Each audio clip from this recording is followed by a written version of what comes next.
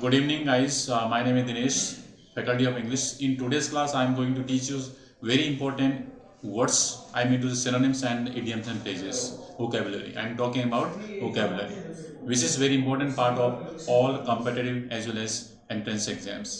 आप किसी भी एग्जाम की अगर आप तैयारी कर रहे हैं, if you are looking forward to SSC, banking, railways, arm forces में talk about NDA, CDS, teaching department की बात करते हैं, PRT, TGT, PGT, all sort of competitive exams are very important, and vocabulary is very essential, or you can say important part of these exams.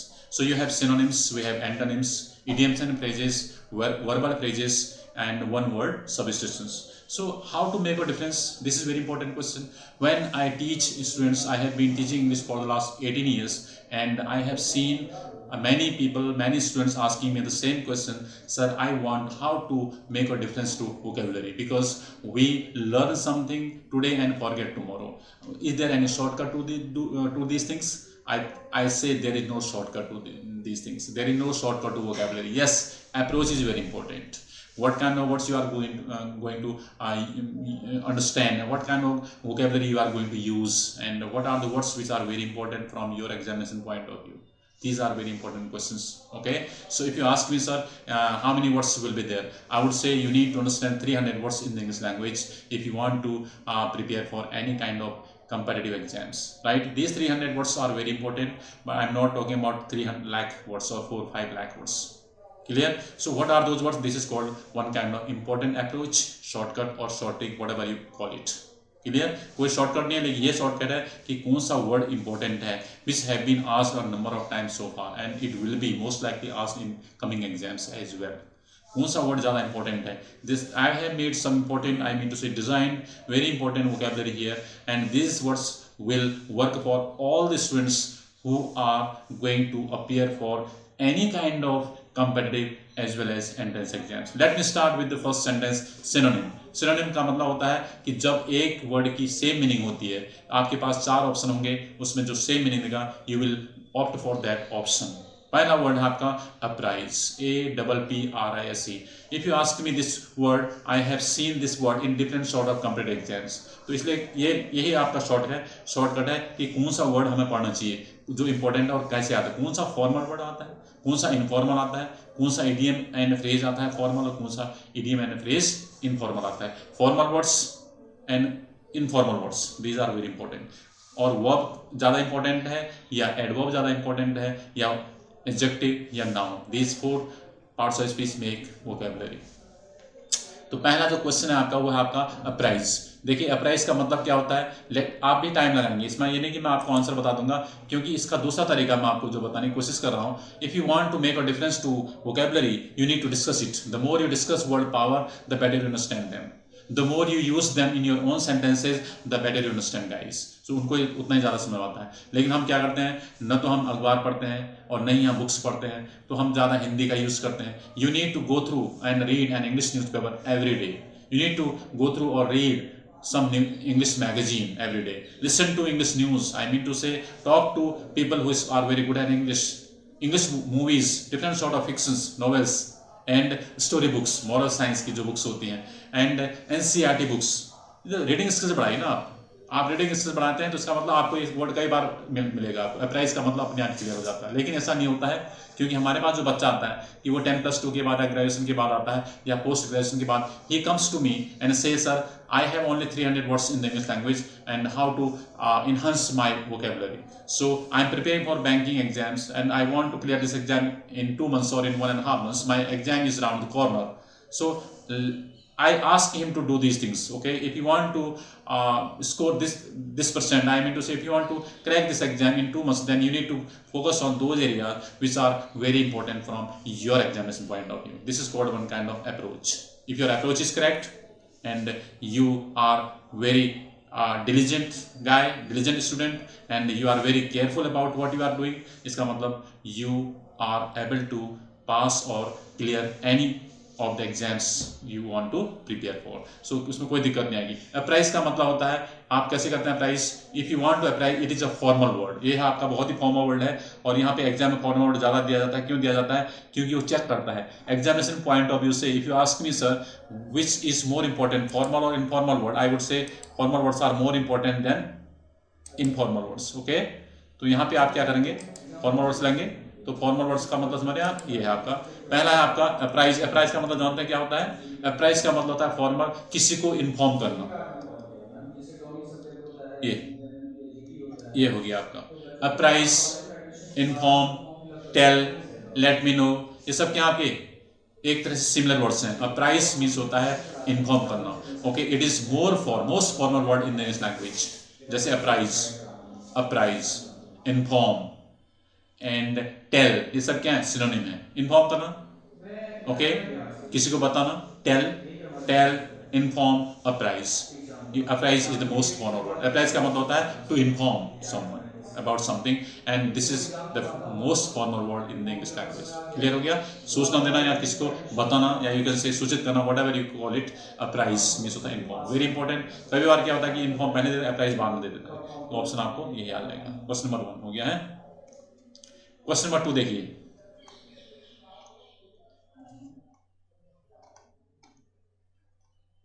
देखिए question number 2 देखिए, number 2 है period से बनता है पीरियोडिक। पीरियोडिक का मतलब देते हैं इनफ्रीक्वेंट, कंटिन्यूअस, ओकेजनल या regular. If something happens periodic, periodic का मतलब होता है which something happens at a regular interval, जो रेगुलर इंटरवल में कभी कभी होता रहता है उसे बोलते हैं पीरियोडिक। पीरियोडिक का मतलब होता है रेगुलर। तो ऑप्शन आपका होना चाहिए डी वाला, ऑप्शन नंबर 4 है। पीरियोडिक मीन्स होता है which happens at interval, at different you can say at interval you can say, और रेगुलर जो होता है इसे बोलते हैं हम यहाँ पे पीरियोडिक। यहाँ पे आपका पहला ऑप्शन जो है, दोनों तो बाहर है, ओकेजनल और रेगुलर, इसका मतलब पहला नहीं बल्कि फोर्थ वाला ऑप्शन हम करेक्ट करेंगे। यहाँ पे पीरियोडिक का मतलब होता है विच हैपेंस रेगुलर। तो ऑप्शन कौन सा आपका, फोर्थ वाला हो गया। क्लियर हो गया, what do you mean by periodic, which happens eight intervals, इसका मतलब regular. Question number 3 is very important from your examination point of view. That is called solitary. Solitary आपने पोइम पढ़ी होगी, solitary reap 10+2 में, वो है आपका solitary reap। तो इससे बनता है solitary। अतः एक तरह से क्या होता है, solitary का मतलब होता है sad, voluntary, subtle या lonely। solitary reap में जाते फसल काटते, अकेले काटते ना, she sings a song। तो इसका मतलब यहाँ पे है सॉलिटरी का मतलब है लोनलीनेस, अर्थात अलोन। अलोन का मतलब अकेलापन, लोनली का मतलब अकेलापन। तो यहाँ पे आपका ऑप्शन 4th में जाएगा, दिस मीन्स लोनली। क्लियर हो गया, if you have lonely as a word and your answer will be solitary या alone. Get it, got it. Question number 4th में देखिए, PACIFIC, पैसिफिक होना। Okay, pacific is very important for you and this is also important for your exams.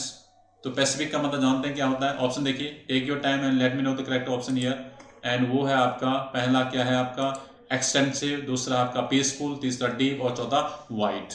If something is pacific that is peaceful, calm, tranquil, calm, tranquil and peaceful are the correct option of this. तो यहाँ पे हमारे पास कभी कभी क्या होता है काम, कभी ऑप्शन होता है ट्रैंक्विल, कभी क्या होता है पीसफुल। तो पीसफुल शांत, पैसिफिक का मतलब पीसफुल से है, तो यहाँ पे हम कौन सा ऑप्शन लेंगे, number 2, it will be peaceful अर्थात calm, tranquility of mind. Number 5 is very important, that is called ecstasy. देखो मैं यहाँ डिस्कस कर रहा हूँ और I am going to explain to you the meaning of these words, and आप इसको देखेंगे, बार बार इसको रिवाइज करेंगे, तो this will become the part of your memory and you will never forget. As soon as you have 4 options and you will get to know which is the correct option to this question, to this word. Ecstasy, great ecstasy कहते हैं ना, he is in great ecstasy। क्या होता है ecstasy मतलब, economy, eclipse, joy या antagonism। Let me know।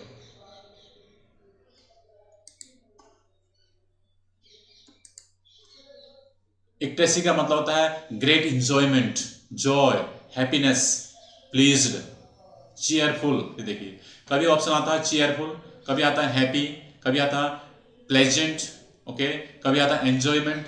तो ये these are similar words which give almost same meaning you can say. तो यहाँ पे ecstasy is the same as joy, joy is joy is the same as ecstasy, तो हमारा option जो होता है जॉय, तीसरा ऑप्शन हो जाएगा, थर्ड ऑप्शन हो जाएगा जॉय।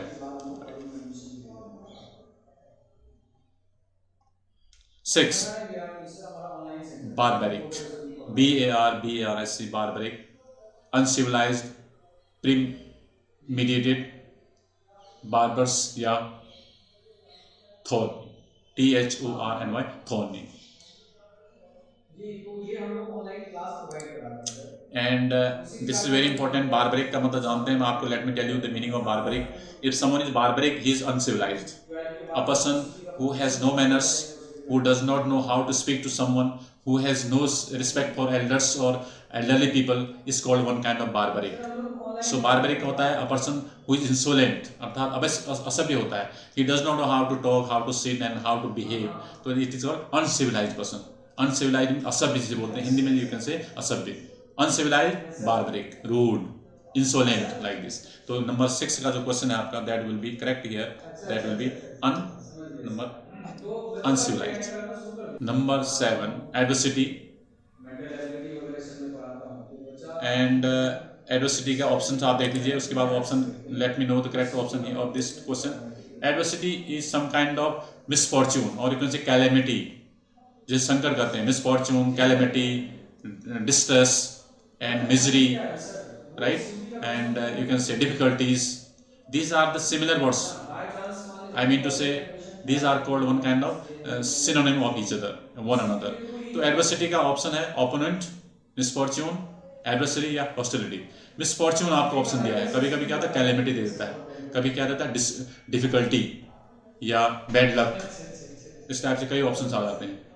तो you need to understand the meaning of the word and you will have different sort of synonym of the same word, तो अलग अलग आगे पीछे किए जाते हैं। तो ये चीज ध्यान रखना कि एडवर्सिटी का जो मतलब होता है वो आपका मिसफॉर्च्यून। तो ऑप्शन यहाँ पे जा रहा है number 2। Is it clear?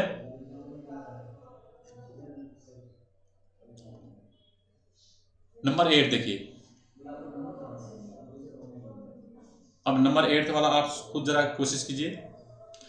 Engross करना, ENGROSS, engross, dismiss, oppress, absorb और एंडेंजर। एनग्रॉस का मतलब होता है एक तरह से एब्जॉर्ब करना। Absorb means absorb is the same as engross, engross is the same as absorb. तो ऑप्शन हमारे पास तीसरा आ रहा है, देखिए तीसरा ऑप्शन होगा absorb is the correct option here. अब number 9 is very important word for all competitive exams, जितने भी एग्जाम की तैयारी करते हैं ये वर्ड हमेशा कहीं ना कहीं पूछा जाता है, absorb. It is not absorb, it is called absorb. Absorb means consume, punish, equity या विदहेल्ड।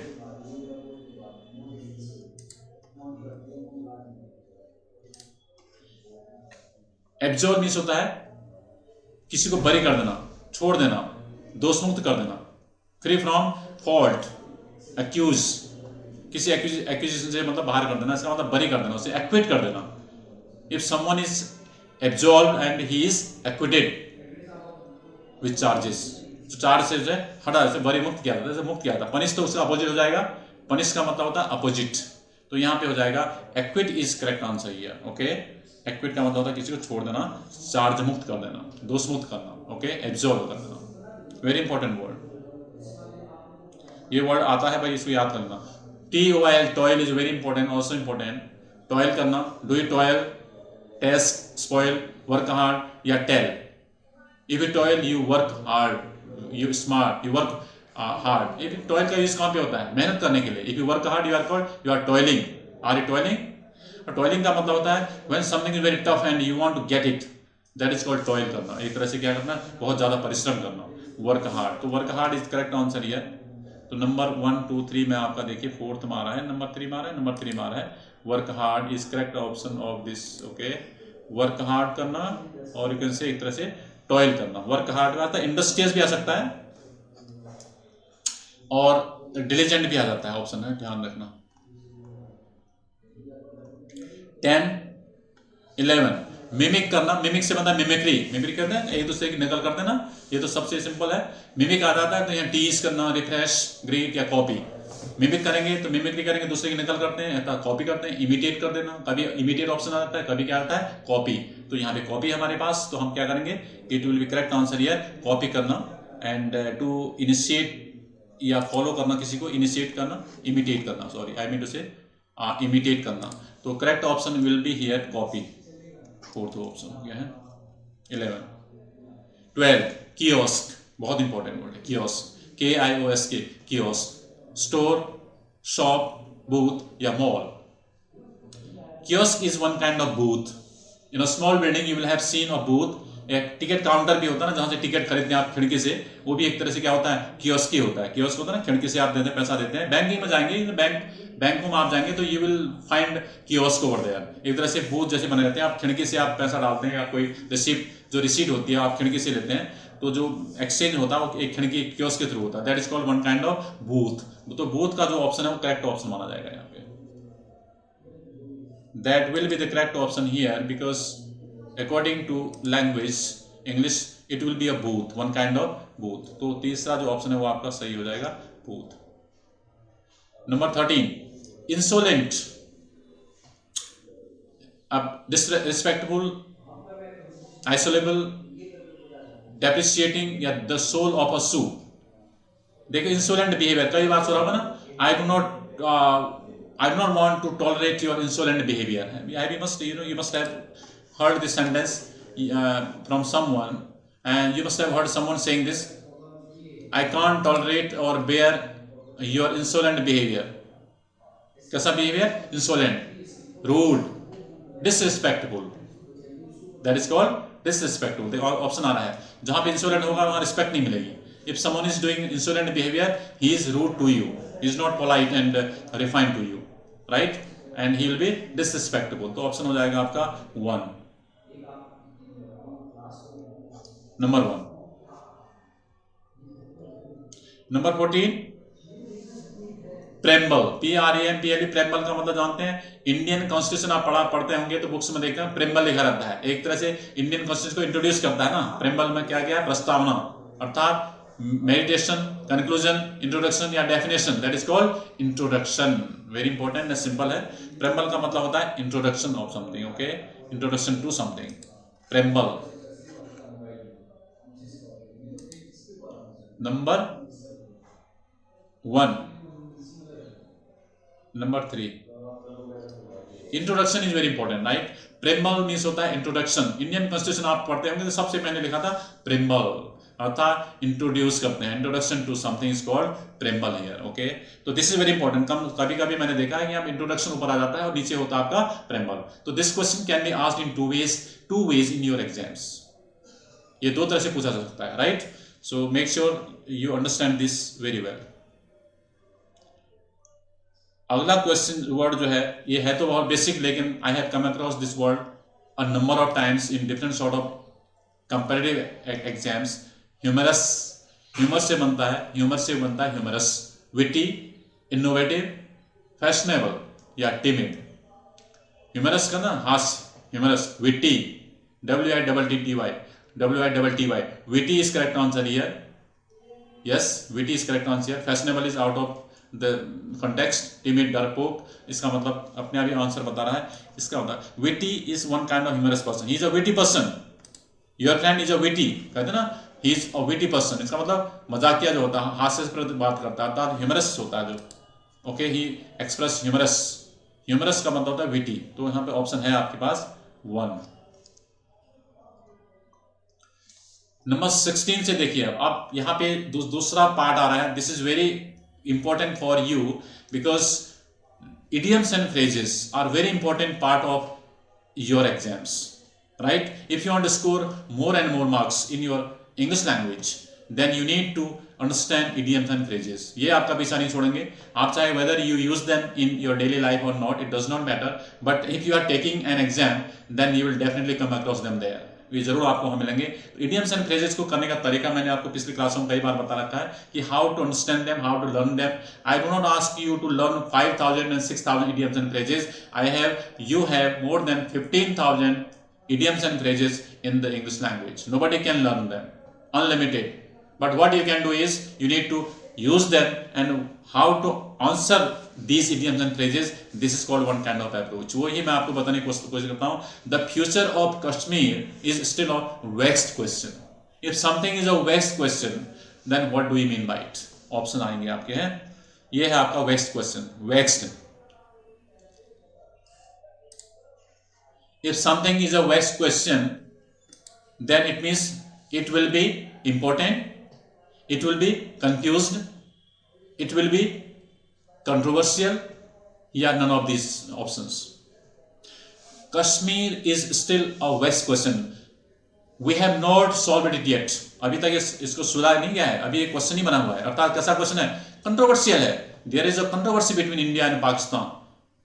राइट तो ये अभी तक सुलझा नहीं है. अर्थात ज्वलंत समस्या. एक क्वेश्चन है, ये हमेशा क्वेश्चन उठता रहता है इसमें. If something is vexed question, it is full of controversy.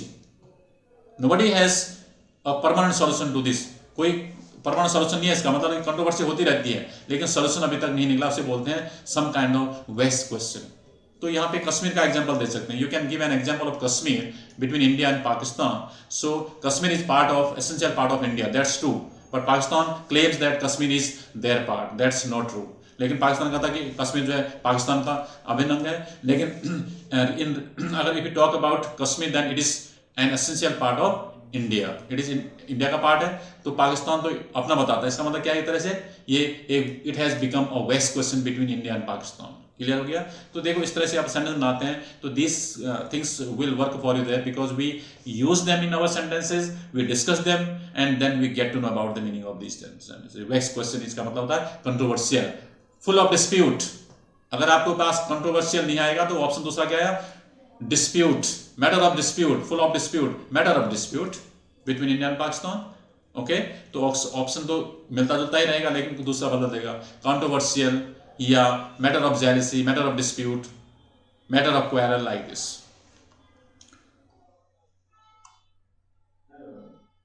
17 a golden mean. if something is a golden mean, compatible. उसके बाद क्या आया? ये तो हो गया था आपका कंट्रोवर्शियल वाला. मैंने आपको ऑप्शन बता दिया था ना. कंट्रोवर्शियल हो गया आपका. एक मिनट सॉरी ये हो गया आपका. एक मिनट मैं आपको बता देता हूँ इसका. मैंने टिक किया नहीं किया आपके लिए. ये हो गया कंट्रोवर्शियल. ओके अब आते हैं 17. A golden mean, comfortable and easy work, middle course between two extremes, a sudden sad event और subject of contention. if something is a golden mean, it is a middle course between two extremes. दो extreme के बीच में क्या आता है? एक माध्यम होता है. मीडियम और मिडिल कोर्स. मीडियम और मीडियम बिटवीन टू एक्सट्रीम्स. और कभी आता है या मीडियम के बदले देता है middle course between two extremes is called, और it is a golden mean. Okay बहुत ही इंपॉर्टेंट फ्रेज है भाई तुम्हारे लिए. This is very important phrase. It is called one kind of medium between two extremes. अगला क्वेश्चन दिखा रहा हूं मैं. 18 देखिए. I have clean hands so why should I be afraid of anyone. अब यहां इडियम आपका क्लीन हैंड्स. क्या होता है क्लीन हैंड्स का मतलब? ऑप्शन ए देखिए. ब्यूटीफुल हैंड्स, फॉल्टी, इनोसेंट या hygienic. Let me know the correct option to this question. If you have clean hands in something, guys, you are totally innocent. You are not involved in that thing. उस चीज में आप involve नहीं है. आप कहते हैं सर इसमें कोई आपको आरोप लगाता है, आप कहें sir I have nothing to do with, I have clean hands in it. Okay मेरे हाथ तो साफ हैं. आपके हाथ साफ है इसका मतलब क्या है? आप निर्दोष हैं, इनोसेंट हैं. Okay your hands are clean. You have clean hands in something, you are not part of that thing. Okay, you are not involved in it. You are absolutely innocent. इसका मतलब होता है ना innocent हो जाएगा.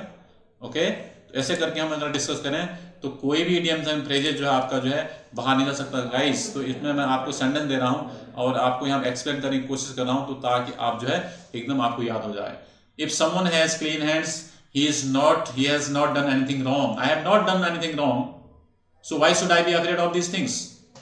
If I am not wrong, I have not done anything wrong in this matter, it means why should I afraid of anyone? ये कह रहे हैं मैं किससे क्यों डर रहा है? मैं तो बिल्कुल साफ हूँ. If you are honest, if you have not done anything wrong, तो why should you be afraid of anyone or anything. तो आपको किसी से डरने की क्या जरूरत है? तो आप सही हैं तो उसमें क्या गलती है? कोई अगर कुछ कर, let him speak something like that, but you are true, you are honest, okay, you are refined person and you have clean hands. ये है इसका मतलब. अगला फ्रेज है as a student you should catch time by the forelock. ये देखिए कितना important phrase आ गया आपका, catch time by the forelock. Just for you, ये आपके लिए है. If you are preparing for any exams then this phrase is absolutely for you. Catch time by forelock, speed up, gets set up clock back, slow down या seize opportunities. To catch time by the forelock means होता है you need to speed up. Speed up करना, अपनी speed बढ़ाना. Okay, time is very important. तो यहां पे पहला ऑप्शन ही करेक्ट होगा इसका. As a student you should speed up. Speed बढ़ाएंगे, manage your time, increase your speed, then you will be able to crack an exam. Speed up is correct answer. यह देखो स्पीड अप दिया हुआ है यहाँ पे. फास्ट, कभी क्या आता है, बी फास्ट, केयरफुल, फास्ट. ये इसके अंदर फास्ट भी आ सकता है, स्पीड भी आ सकता है. ओके, नेक्स्ट है it is sometimes wiser to reply on horse sense than on the advice of colleagues. The phrase is horse sense. सुना होगा आपने, कॉमन सेंस तो सुना ही होगा आपने ना, common sense. Do you have horse sense? ये किसने यूज नहीं किया है तो कहां से सुनोगे, क्योंकि हम क्या करते हैं, कॉमन सेंस का यूज करते हैं. कहते हैं he has common sense, he doesn't have common sense. Basic जो सेंस होता है कॉमन सेंस, उसके लिए यूज करते हैं. लेकिन हॉर्स सेंस का मतलब क्या है, advice of parents, advice of teachers, advice of colleagues या बेसिक कॉमन सेंस. इसका ही मतलब होता है गाइस, बेसिक या कॉमन सेंस का मतलब होता है हॉर्स सेंस. सिंपल वर्ड्स में हम बोलते हैं यू हैव कॉमन सेंस, और इडियम का यूज करके बोलेंगे you have got horse sense. Horse sense का मतलब होता है एक तरह से बेसिक या common sense. Very important.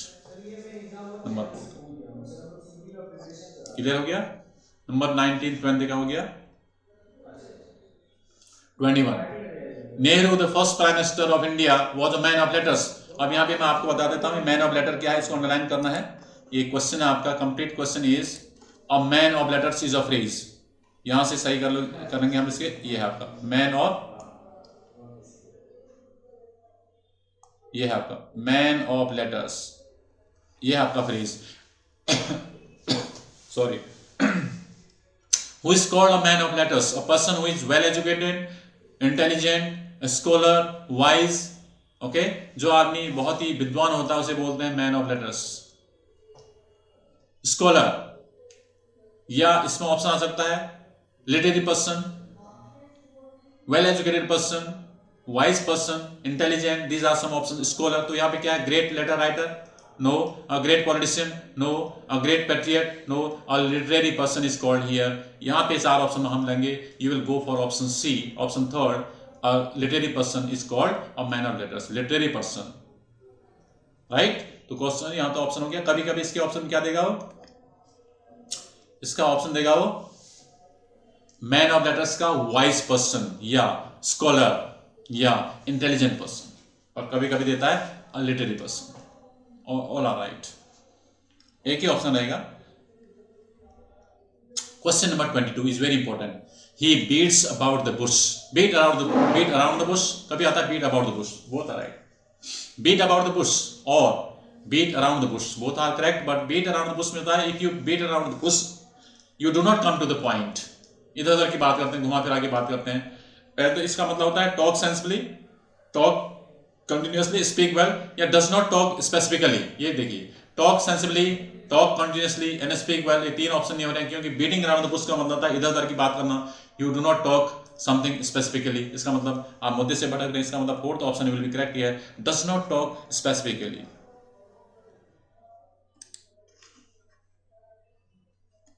Number 4th में आ जाएंगे. ये है आपका 4th वाला. Does not talk specifically is correct answer here. 22 is very important. 23. He advised her to give a wide berth to malicious people. It is also important. Give a wide berth to.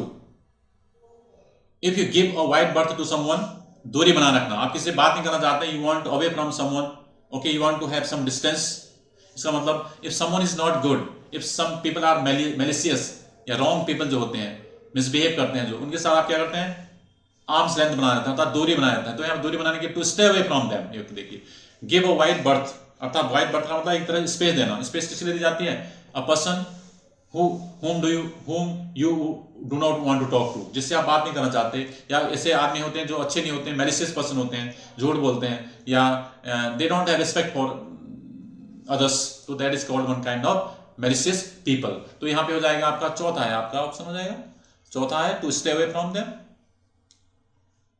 To stay away from them, ये हो गया आपका इसका correct answer, number 4 वाला हो गया। 23, 24.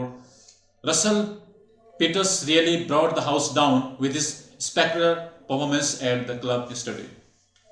If someone bring the house down, इसका मतलब आप अम्यूजमेंट, किसी को एंटरटेनमेंट करते हैं, बहुत खुशी देते हैं, अच्छा मतलब आप क्या करते हैं, amused by the audience greatly, आप you want to amuse, okay, and you are amused by the audience, you amuse the audience greatly, आप बहुत ही उनको जो मतलब अम्यूज करते हैं, एंटरटेन करते हैं। इसका मतलब यहाँ पे ऑप्शन हो रहा है आपका, कौन सा ऑप्शन जा रहा है आपका, यहाँ पे देखिए second answer is correct here भाई, bring the house down, amusement, bring the house down, amusement आ रहा है, देखना ये आया क्वेश्चन नंबर 24 का तीसरा नहीं बल्कि सेकंड ऑप्शन यहाँ पे क्लिक करूंगा मैं, यहाँ पे ये है, amuse the audience greatly, bring the house down, अपनी परफॉर्मेंस से, if you are performing something on stage and if you are able to bring the house down, इसका मतलब you are going to amuse the audience greatly and surprisingly, you can से।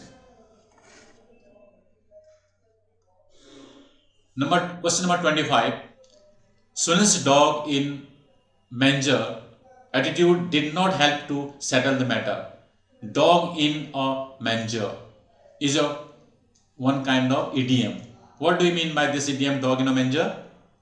Cold, selfless, selfish या warm. अगर आपका attitude जो है dog in a manager है, इसका मतलब यू आर सेल्फिश। तो यहाँ चार ऑप्शन है, क्या है, selfish attitude did not help, if your attitude selfish you are not going to help anyone, okay, you are not going to help out anyone with anyone anything, आप किसी की मदद नहीं कर सकते, because you need to work on your attitude first, you must have assertive attitude if you want to help someone, you need to be moderate, refined, okay, generous.